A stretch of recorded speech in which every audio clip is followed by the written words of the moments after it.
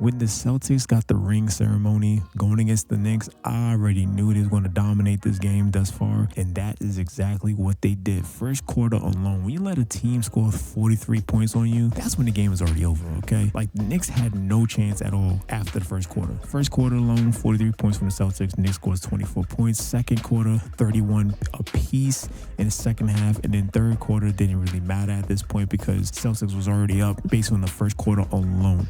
Now, JT is the most important player to talk about right now because this guy was scorching behind the arc. He could not do no wrong. Jayson Tatum completely scored on top of the charts, 37 points, 4 rebounds, 10 assists. And I'm going to tell you right now, he had so much build up from the not playing in the Olympics. Let it all out. He showed everybody that he can still play, and he's still one of the top tier shooters in the NBA. Now, 14 from 18 from the field, damn near perfect, as well as the three-point line was, as well as 8 from 11 from the three-point line. Damn near perfect from behind the arc. The entire Celtics team was just shooting so many threes. I was really just impressed with how great the ball was moving around on the Boston side, and as well as having less turnovers. They shot 48% from the three-point line, which is damn near 50%, so they did a really good job there as well too. I just feel like, damn, this team was way beyond ready, and this is the goal to show that Celtics going to be a problem again for this year in the Eastern Conference. With the way they play, if their play style keeps up like this, they could definitely be a problem for the Eastern Conference for sure. Now, Jalen Brunson, Miles McBride, both had 22 points apiece. I think those are the two players that definitely carried this entire game last night from the Knicks because they had no real help. Josh Hart was really not doing much,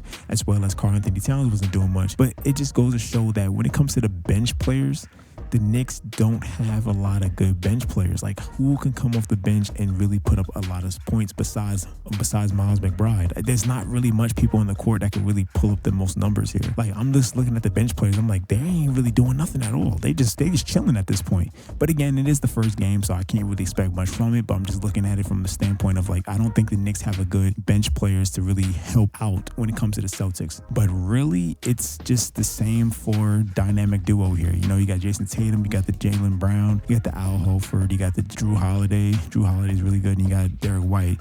Now, Derek White is something you want to spend a little time focus on real quick. Derek White itself had 24 points, 8 from 13 from the field, and 6 from 10 from the three. So he kicked this game up way better than he did before. Now, Drew Holiday going to always be a solid player, a go-to guy that you always look for to dominate and get some good points off the court. 7 from 9 from the field, 4 from 6 from the three. Damn near had a 3-point fiasco where he was scoring behind the arc. So you have a dominant player that's going to put up 20 to 30 points a game, which is really good, is what you need. And the Knicks does not have that at all. They don't have that many players that can put up that many points. The highest two players that scored over 20 points was literally Jalen Brunson and Miles McBride. Those are only two players. So the Knicks have a lot of work to do if they want to even get farther in the playoffs or even try to get to the playoffs this year. But I think the Eastern Conference is going to be a really huge battle for them. Celtics, again, being the reigning champs, it's not going to be an easy game. It's not going to be easy, but that was just the first game alone. Knicks got to go against the Pacers next game. Hopefully, they can get that win out from there. If they don't, starting off with 0-2 in the series right now, with the season just now started, it will be a crazy record thus far. But hopefully, they can get the win for next game.